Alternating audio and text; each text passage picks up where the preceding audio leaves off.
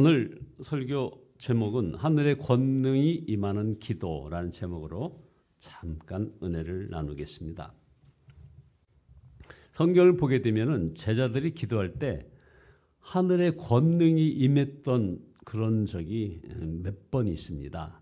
사도행전 4장에 보면 제자들에게 이때 대핍박이 시작되었을 때입니다. 예수님의 부활의 복음을 전하는 이 베드로와 요한이 감옥에 갇혀 매를 맞고 사내들인 공회 앞에 섰습니다. 사내들인 공회, 여러분 어디서 많이 들은 느낌 안 드십니까?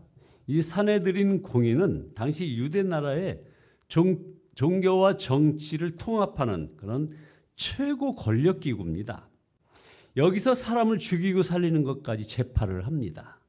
예수님도 바로 이 사내들인 이 재판장에서 사형 선고를 받고 빌라도를 통해서 사형 집행을 당했습니다.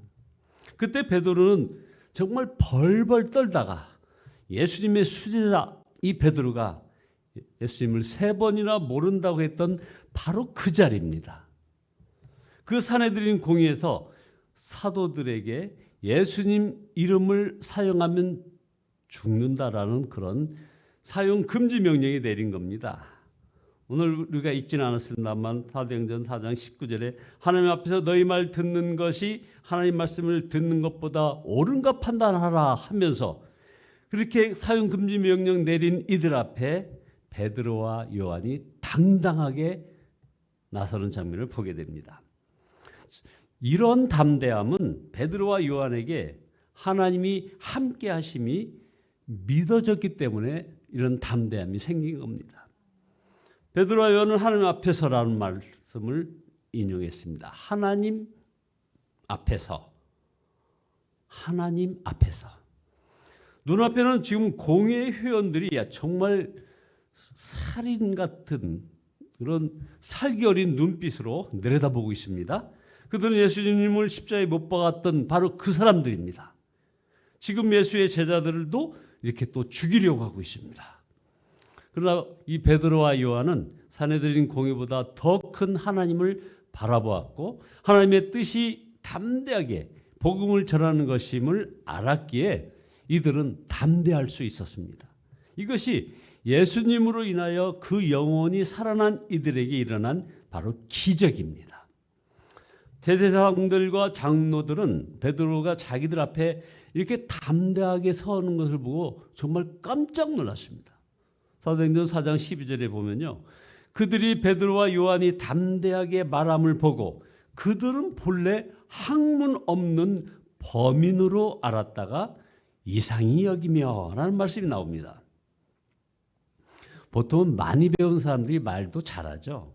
그러나 많이 배워서 말 잘하는 자와 하나님을 바라보며 말하는 자는 이건 완전히 다릅니다. 평소에는 말 잘하지만 어떤 두려운 일이 생기면 아무 소리도 못하고 말을 더듬는 사람들이 많이 있습니다. 그러나 하나님을 바라보는 자는 평소에는 그저 어눌하죠. 그런데 두려운 일이 닥치면 확 달라집니다. 사도들이 풀려난 다음 교인들과 만나서 기도를 합니다. 사도행전 4장 24절에 그들이 듣고 한 마음으로 하나님께 소리를 높여 이르되 대주제여 천지와 바다와 그 가운데 만물을 지으신 이시여. 자, 그들은 주님 저희들 살려주세요. 도와주세요. 핍박이 사라지게 해주세요.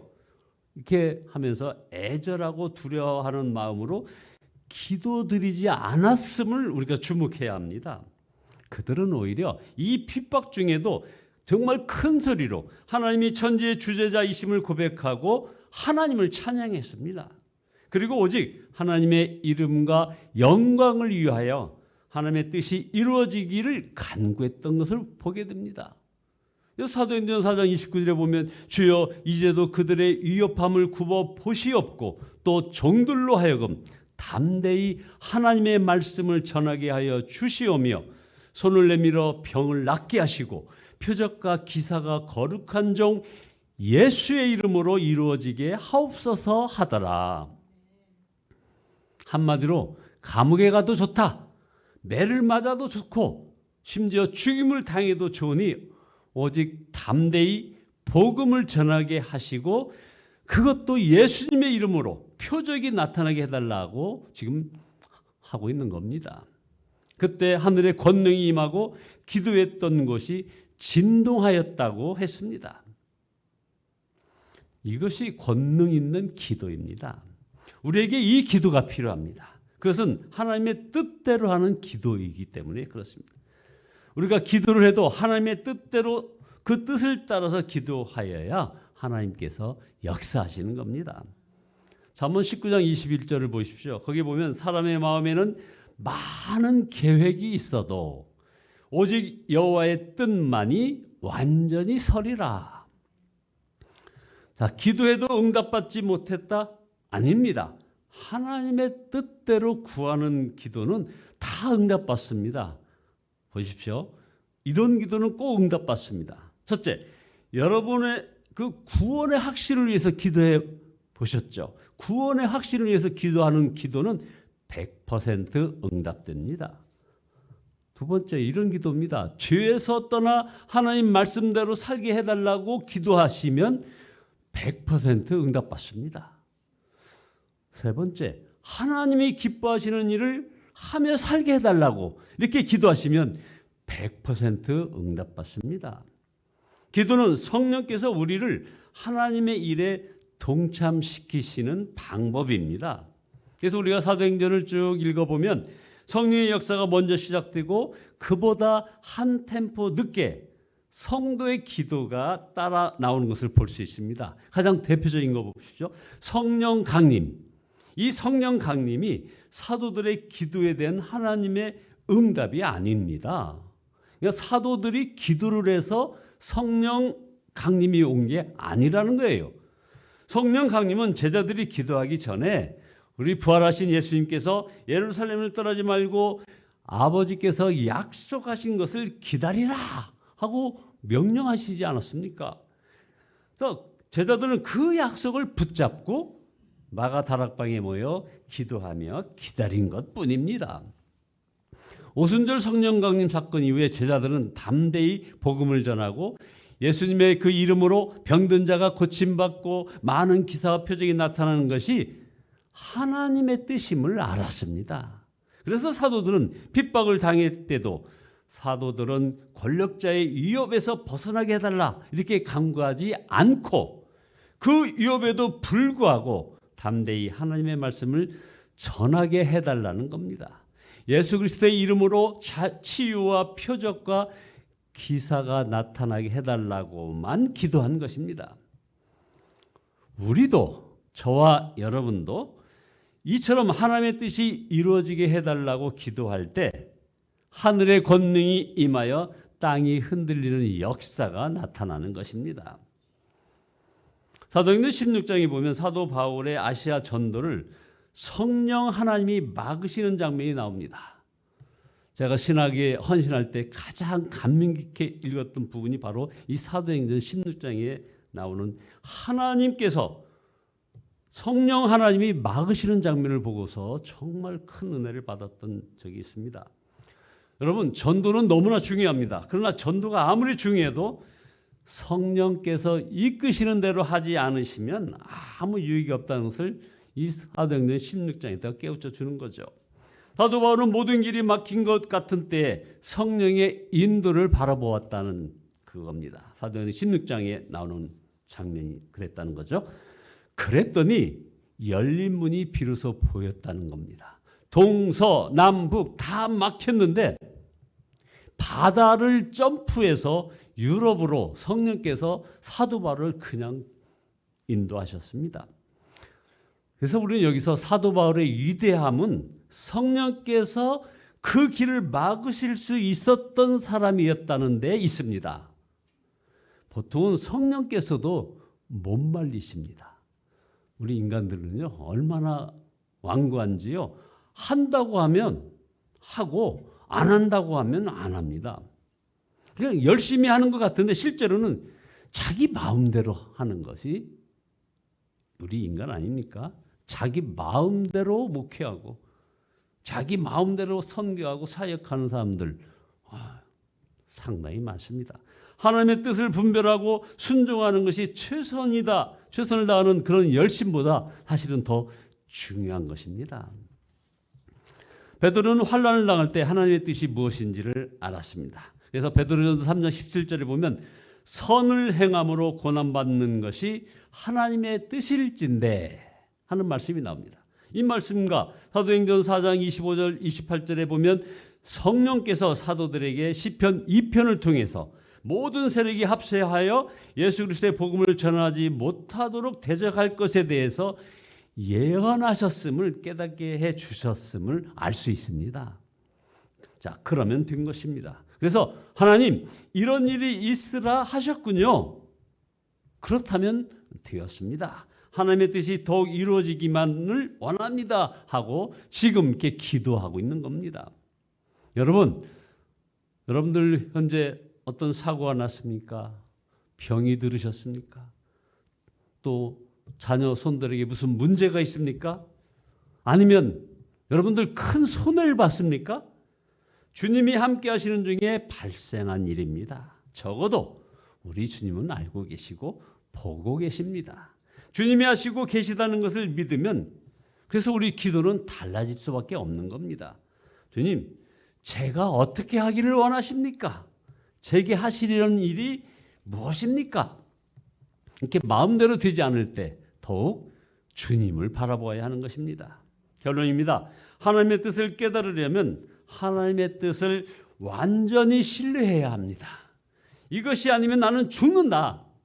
이번 기회를 놓치면 내 인생 끝장이다. 무슨 일이 있어도 그걸 꼭 성공시켜야 한다. 이렇게 하지 마시기 바랍니다.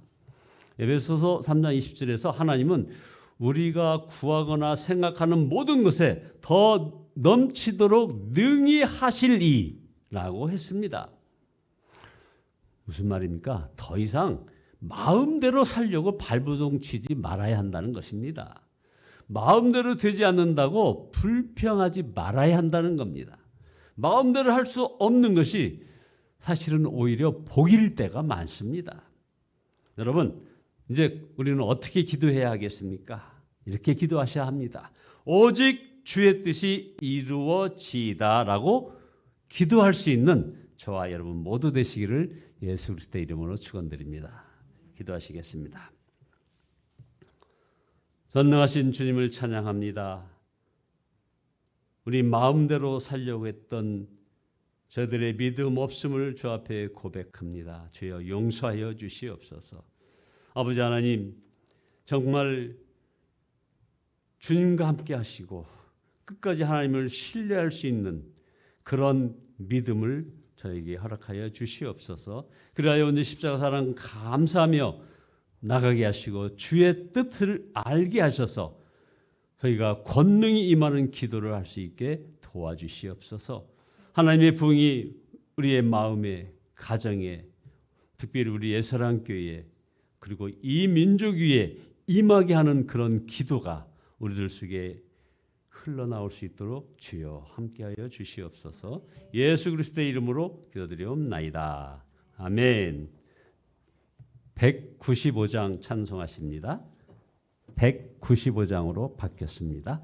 195장입니다.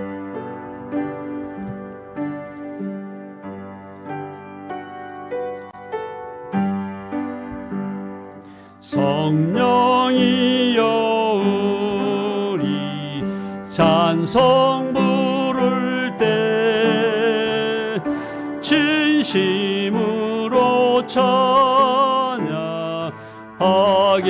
하소서. 성령이여 우리 기도 드릴 때 우리 곁에 계셔 일러주소서. 성령이여 우리 성경 읽을 때 그 속에서 빛을 보게 하소서.